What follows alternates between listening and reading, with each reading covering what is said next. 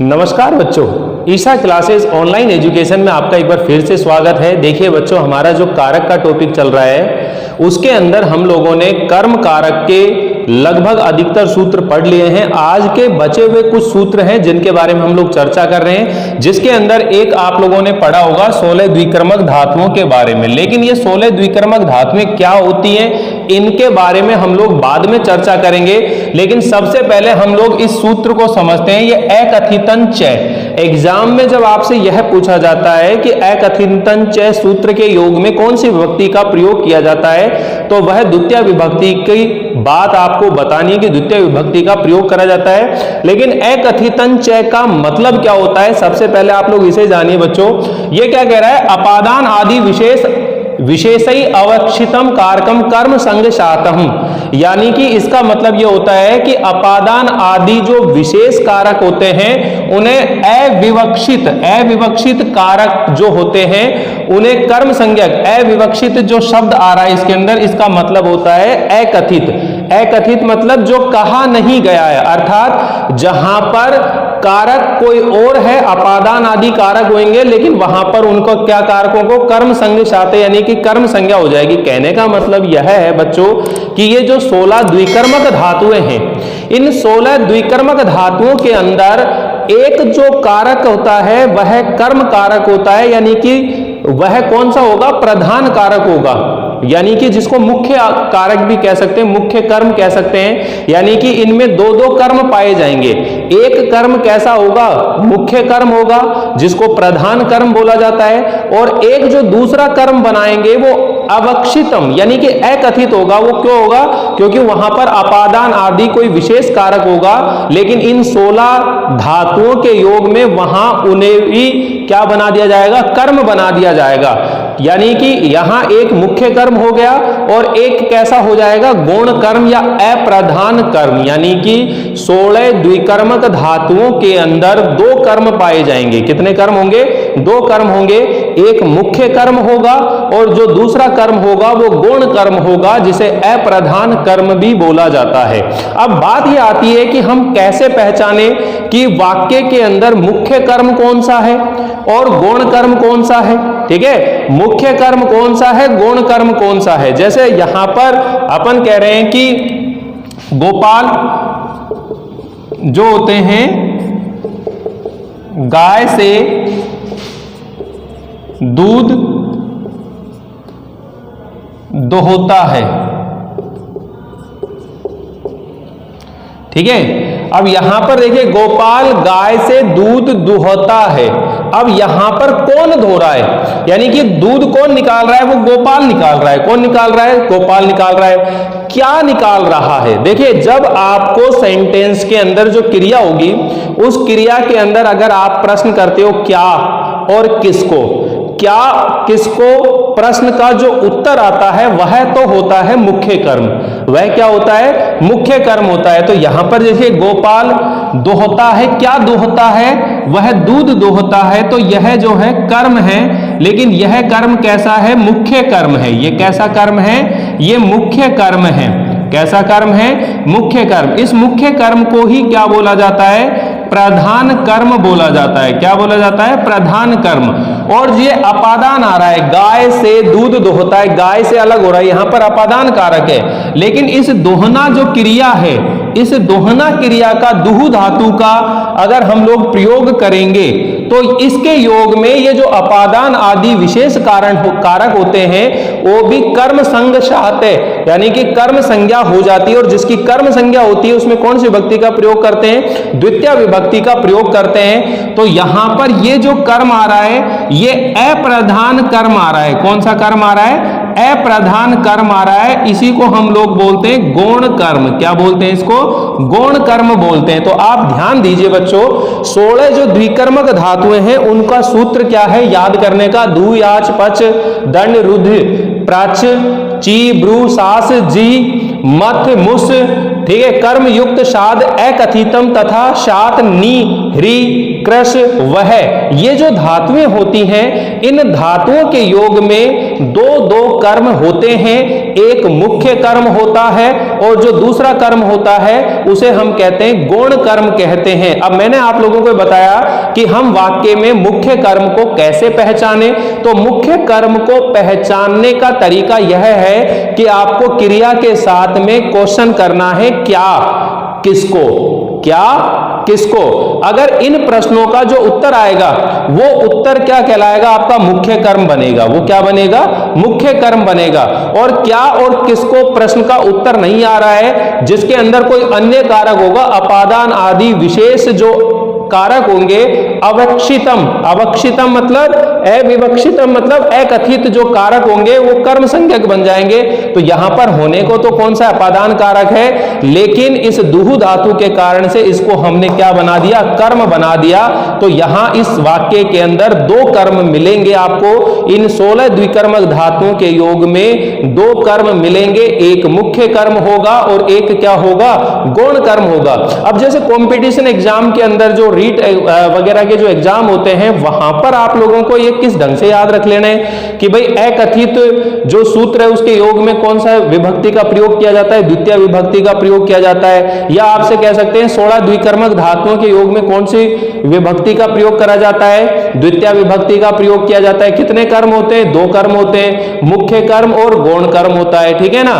तो जो मुख्य कर्म होता है वहां कौन सा होता है, जिसको निकालने का तरीका कौन सा हो गया कि आपने जो क्रिया है उस क्रिया के साथ में क्या करना है, आपने क्या और किसको प्रश्न करना है। अब देखिए संस्कृत बनाते हैं अपन, तो यहां पर जब बनाएंगे संस्कृत क्या बनाएंगे, गोपाल है, क्योंकि ये कर्ता है, गोपाल है या गोप है, ठीक है। धेनु, तो धेनु दुग्धम,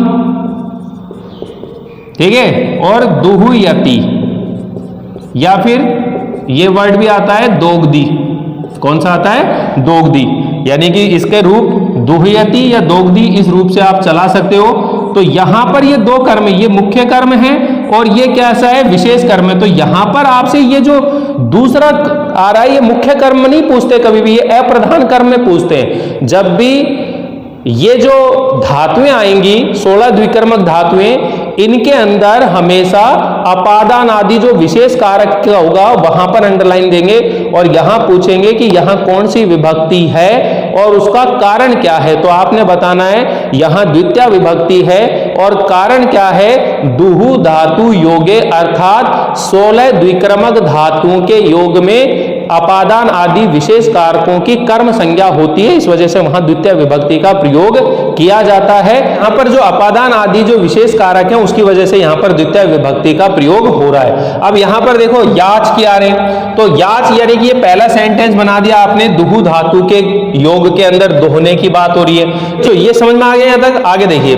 तो दूसरा सेंटेंस अपन इसके अंदर बना रहे हैं कि जो विष्णु जी हैं, विष्णु बलि से पृथ्वी मांगता है, पृथ्वी मांगता है। अब यहां पर देखिए कौन मांग रहा है, ये विष्णु जी मांग रहे हैं, ठीक है ना। विष्णु जी ने वामन अवतार लिया था जब राजा बलि से पृथ्वी मांगी थी 3 कदम, ठीक है। तो यहां पर देखिए पृथ्वी मांगता है, तो क्या मांगना चाह रहा है, वो पृथ्वी मांगना चाह रहा है। तो ये तो हो गया इसमें मुख्य कर्म, कैसा हो गया बच्चों, मुख्य कर्म हो गया। और किससे मांग रहा है, बलि से मांग रहा है, तो बलि से मांग रहा है, तो वहां पर देखो ये अपादान आदि कारक हो गया। तो यहां पर आपने कौन सा, ये गौण कर्म हो गया। तो गौण कर्म में कौन सी विभक्ति लगेगी, द्वितीय विभक्ति लगेगी। क्यों लगेगी, क्योंकि यहां 16 द्विकर्मक धातुओं में से एक धातु है, इस वजह से। तो जब इसकी संस्कृत बनाएंगे तो क्या बनाएंगे, विष्णु, प्रथमा विभक्ति लग जाएगी इसमें, विष्णु बलिम, ठीक है, वसुधाम याचते। इसके याच धातु जो है उभयपदी धातु है, परस्मैपदी और आत्मनेपदी दोनों में इसके रूप चलते हैं। अगर इसको याचते, याचेते, याचनते चलाएंगे तो भी चलेंगे, और याचती, याचते, याचंती चलाएंगे तो भी इसके रूप चल जाएंगे। तो मैंने आपको धातु के प्रकार और धातु पूरी तरह से पढ़ा चुका हूं। अगर आप लोगों ने वो वीडियो नहीं देख रखे तो एक बार जरूर देख लीजिए वो वीडियो भी। तो देखिए यहां पर ये अंडरलाइन आ गया बलीम।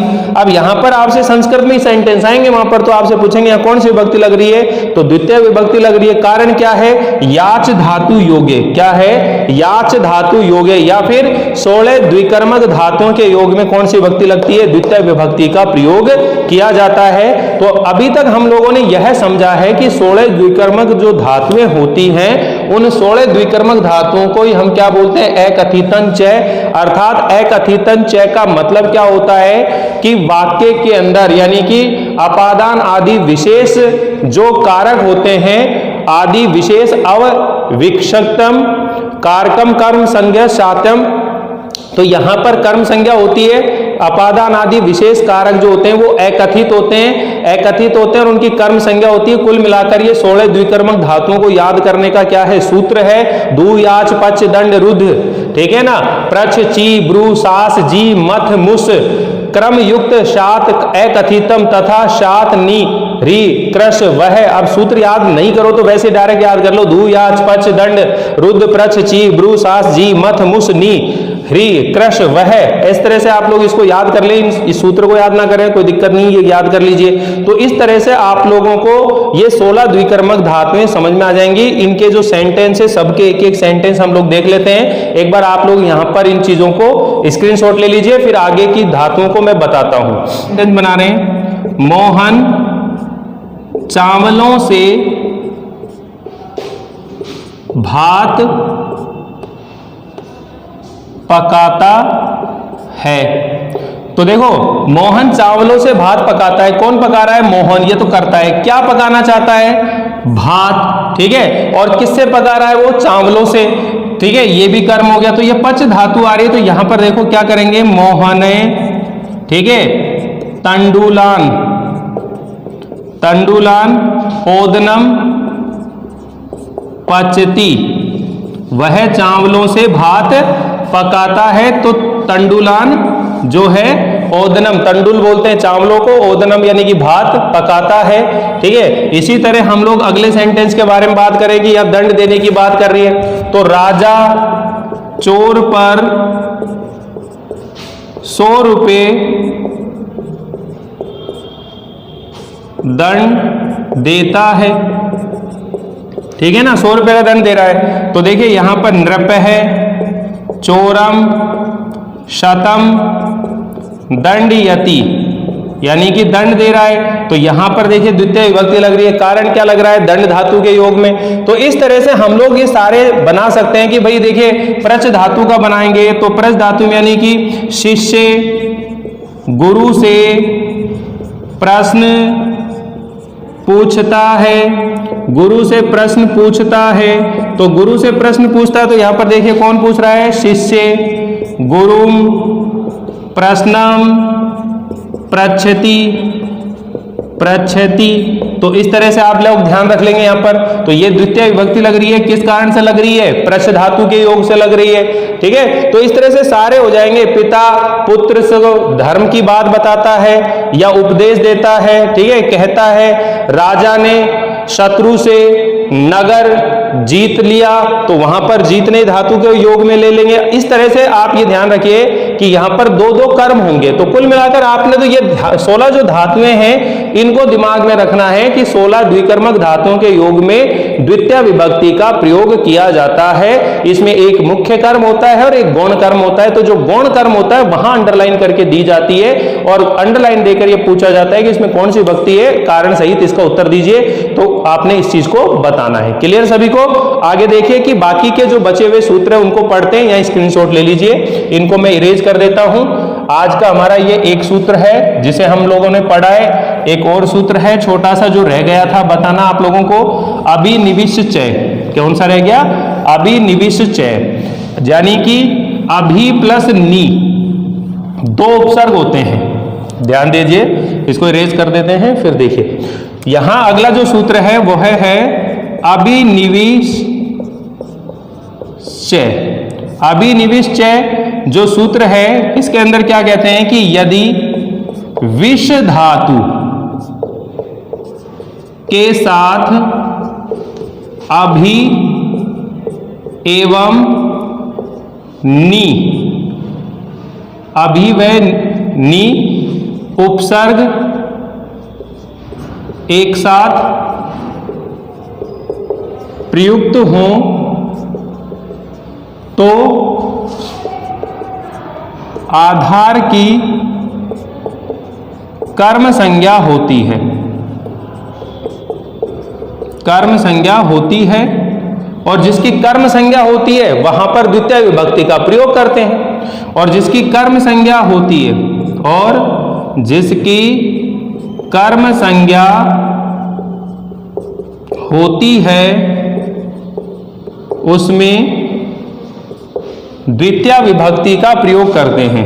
उसमें द्वितीय विभक्ति का प्रयोग करते हैं। उसमें द्वितीय विभक्ति का प्रयोग करते हैं। तो अब यहां पर देखिए, मैं यहां पर कह रहा हूं कि गुरु शिष्य को सन्मार्ग पर ले जाता है। गुरु शिष्य को सन्मार्ग पर ले जाता है। अब गुरु शिष्य को सन्मार्ग पर ले जाता है, यहां पर कौन लेके जा रहा है? गुरु। तो ये कर्ता हो गया। किसको ले जाना चाह रहा है? शिष्य को। देख, कर्म हो गया। लेकिन यहां पर देखो, सन्मार्ग पर ले जाता है, मे पे पर आ रहा है, वही आधार की कर्म संज्ञा होती है। तो यहां पर अगर हम लोग इस सेंटेंस को बनाएंगे तो क्या बनेगा? गुरु शिष्यम सन्मार्गम अभिनिविशते। अभिनिविशते यानी कि सन्मार्ग पर ले जाता है। तो यहां पर यह द्वितीय विभक्ति का प्रयोग हुआ है, क्योंकि यह सप्तमी है। तो द्वितीय आ रही है, कारण क्या है? अभि प्लस नी प्लस विस धातु योगे। अभि प्लस नी प्लस विस धातु योगे, यानी कि अभि, नी और विस धातु के योग में द्वितीय विभक्ति का प्रयोग किया जाता है। जब इन दोनों उपसर्गों का विस धातु के साथ एक साथ प्रयोग किया जाता है तो वहां पर द्वितीय विभक्ति का प्रयोग किया जाता है। तो आप लोगों को यह जो सूत्र है बहुत अच्छे से समझ में आ गया होगा। एक सूत्र और बच रहा है, अंतिम सूत्र है जिसके बारे में हम बात करेंगे, गत्यार्थ कर्मणि द्वितीया। कौन सा है? गत्यार्थ कर्मणि द्वितीया। एक बार आप स्क्रीनशॉट ले लीजिए, मैं इसमें इंक डाल लेता हूं। हाँ, तो बच्चों देखिए, ये जो आपका आ रहा है, ये चौथा अंतिम सूत्र इसका है एक तरह से गत्यार्थ कर्मणि द्वितीया चतुर्थौ चेष्टायमान ध्वनि, यानी कि गति अर्थ वाली, जो गति अर्थ वाली धातुएं होती हैं, गति अर्थ वाली धातुओं के योग में, धातुओं के योग में द्वितीय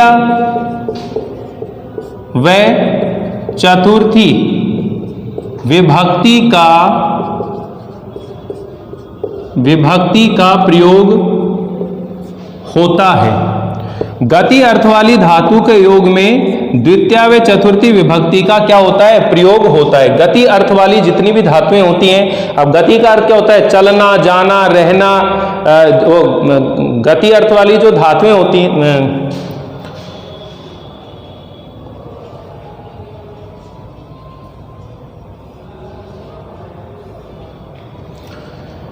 ठीक है। तो यहां पर देखिए बच्चों, गति अर्थ वाली जो धातुएं होती हैं उनके योग में द्वितीय विभक्ति का प्रयोग होता है। जैसे अपन कह रहे हैं, मोहन घर जाता है, तो यहां पर अपन लिख रहे हैं मोहने गृहम, या फिर ग्राहाय गच्छति।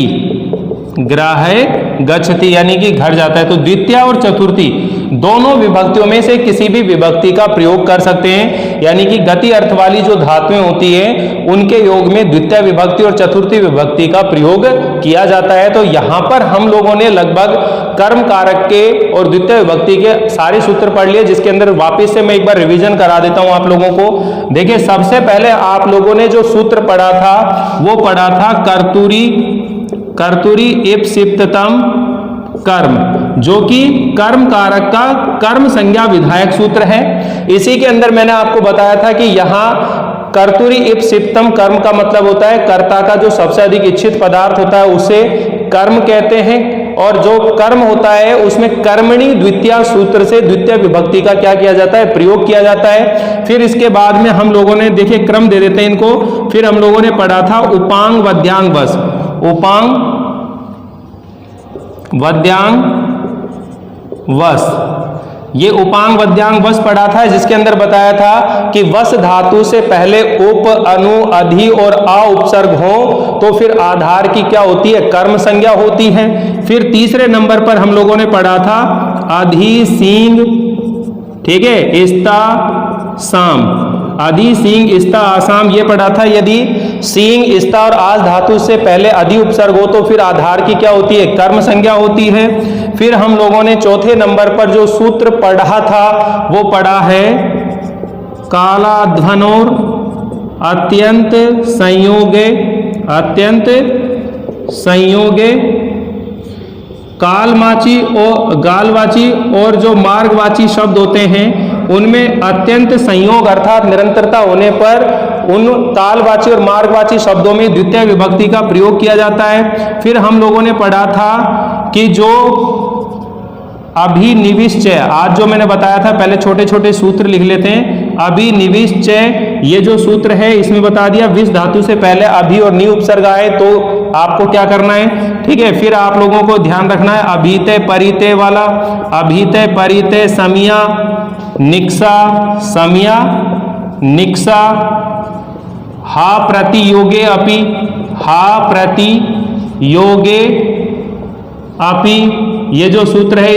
इनमें ये बताया अभितय परितय समया निक्सा हा और प्रति इन शब्दों के योग में द्वितीय विभक्ति का प्रयोग किया जाता है। फिर सातवें नंबर पर मैंने उभय सर्वतसो, उभय सर्वतसो कार्याधिक, कार्याधिगु ऊपरी आदिसु त्रिसु, ठीक है, द्वितीय आम्रेडित अंतेषु, ये वाला पूरा सूत्र हम लोगों ने पढ़ा था, इसको पूरा नहीं लिख रहा हूं। तो इसमें उभयते सर्वते धिक ऊपरी आदि ये जो शब्द होते हैं इनके योग में द्वितीय विभक्ति का प्रयोग किया जाता है। और उसके बाद में आठवें नंबर पर हम लोगों ने पढ़ लिया अकथितंच, अकथितंच, ये सूत्र पढ़ा है अकथितंच, ठीक है। और नवे नंबर पर आपने पढ़ लिया गत्यर्थक कर्मणि द्वितीया, ठीक है। तो ये 9-10 सूत्र जो हैं हम लोगों ने इस पूरे चैप्टर के अंदर पढ़े हैं, कंटिन्यू है। 9th क्लास 10th क्लास के अंदर 3 पार्ट के अंदर पढ़ा है, फर्स्ट, सेकंड और थर्ड।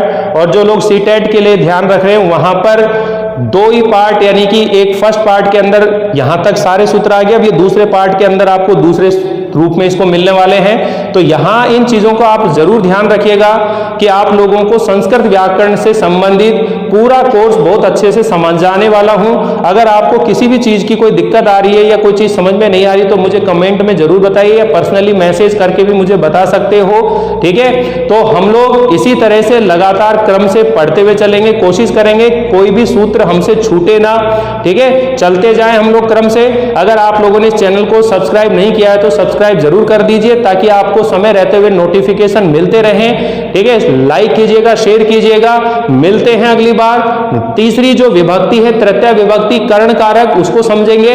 तो आप लोग जुड़े रहे हमसे। Thank you.